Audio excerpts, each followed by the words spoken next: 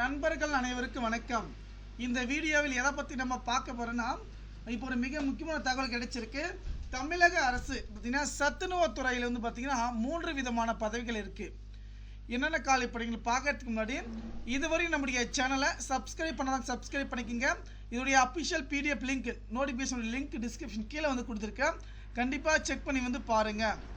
இப்போ என்ன சொல்லியிருக்காங்க வந்து பார்த்தீங்கன்னாக்கா, சத்துணவு திட்டத்தில் 8997 சமையல் உதவியாளர் காலி பணியிடங்களை தொகுப்பூதி அடிப்படையில் நிரப்ப தமிழக அரசு உத்தரவிடப்பட்டுள்ளது. பள்ளிகளில் முதல் வகுப்பு முதல் 10ஆம் வகுப்பு வரை படிக்கும் மாணவ மாணவிகளுக்கு எம்ஜிஆர் சத்துணவு திட்டத்தின் கீழ் மதிய காலை சத்துணவு திட்டம் மசாலா முட்டை வழங்கப்படுகிறது. இத்திட்டத்தின் கீழ் தமிழகத்தில் 43,130 சத்துணவு பார்த்தீங்கன்னா மையங்கள் உள்ளது. ஒரு மையத்திற்கு ஒரு அமைப்பாளர், சமையலர், உதவியாளர் என 3 பணியிடங்கள் இருக்கிறது. இந்த பதவிகள் வந்து பார்த்தீங்கன்னா கூடியுள்ளன்னு சொல்லியிருக்காங்க. இதுக்கான அஃபிஷியலுடைய நோட்டிஃபிகேஷன் எல்லாமே டிஸ்கிரிப்ஷன் கீழே இருக்க. ஏதாவது டவுட்டுகளை சொல்லுங்கள். கண்டிப்பாக வந்து பார்த்தீங்கன்னா இதுக்கு வந்து தேர்வு கிடையாது, கட்டணம் கிடையாது. உங்களுடைய சொந்த ஊரிலே நேர்முக தேர்வு மூலயமா பார்த்தீங்கன்னா இப்போ ஃபஸ்ட்டில் டெம்பரரி அப்படியே பர்மனெண்ட்டாகவும் இப்போ எடுக்கிறாங்க.